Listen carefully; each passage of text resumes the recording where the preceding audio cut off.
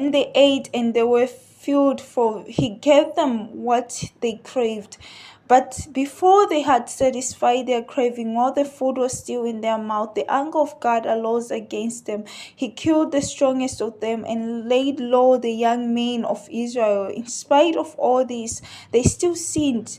Despite his wonders, they still did not believe. So he made their day vanish like a breath, and their years in terror. When he killed them, they sought him. They repented and sought God earnestly. They remembered that God was their Lord, the Most High, their Redeemer.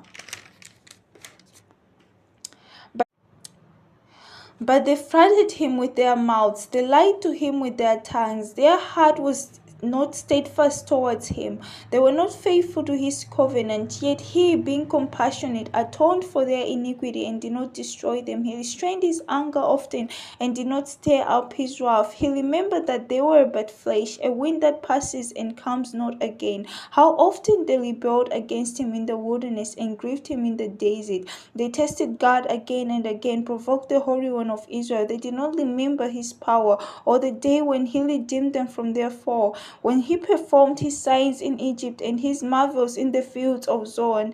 He turned their rivers to blood so that they could not drink their streams. He sent among them swarms of flies which devoured them, and the frogs which destroyed them. He gave their crops to the destroying locust, and the fruit of their labor to the locust. He destroyed their vines with hail, and their vines with hail, and their sycamores with frost. He gave over their cattle to the hail, and their flocks to the thunderbolts. He let loose on them his burning anger, wrath, indignation, and distress, a company of destroying angels. He made a path for his anger. He did not spare them from death, but gave their lives over to the plague. He struck down their firstborn in Egypt, their first fruit of their strength in the tents of Ham. Then he laid out his people like a sheep and guided them in the wilderness like a flock. He led them in safety so that they were not afraid, but the sea overwhelmed their enemies.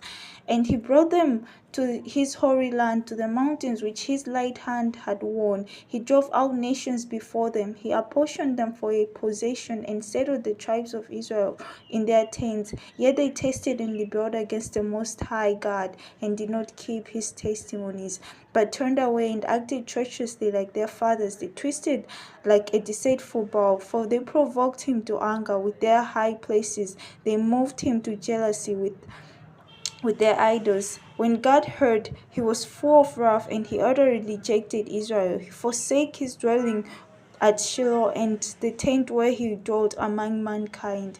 He delivered